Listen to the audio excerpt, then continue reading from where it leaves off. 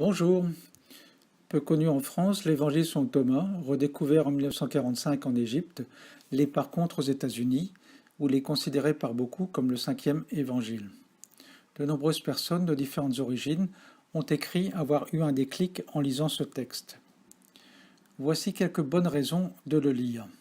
Tout d'abord, c'est un texte authentique, aucun historien n'a de doute là-dessus, qui a été retrouvé en 1945 à Nag Hammadi, dans le sud de l'Égypte, au milieu d'une collection de 52 textes, vraisemblablement de la bibliothèque du monastère proche de Saint-Pacôme.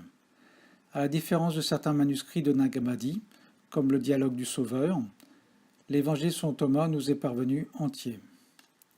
Il s'agit probablement du plus ancien recueil de paroles de Jésus existant.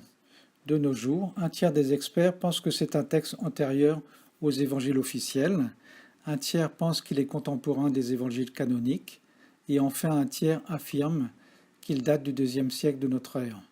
Plus le temps passe et plus la première tendance gagne du terrain.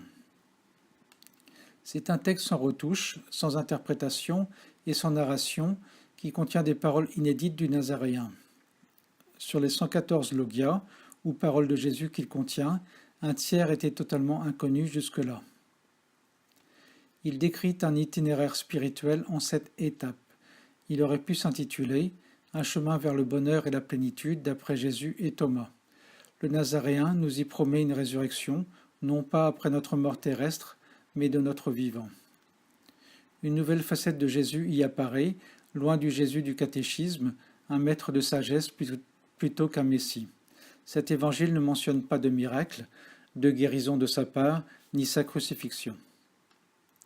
Cet évangile est l'un des dépositaires d'une sagesse universelle et éternelle, et il est un pont entre l'Occident et l'Orient.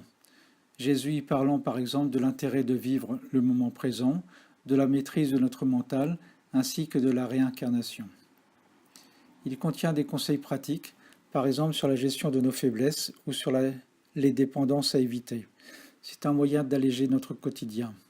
On est loin des dogmes de certains textes chrétiens. Autre bonne raison de le lire, parce que Jésus y désigne son successeur, qui n'est pas Saint Pierre comme on pourrait s'y attendre. En résumé, l'apôtre Thomas a composé un texte à tiroir avec plusieurs niveaux de compréhension selon notre avancement spirituel. Ce sont des leçons de vie à méditer.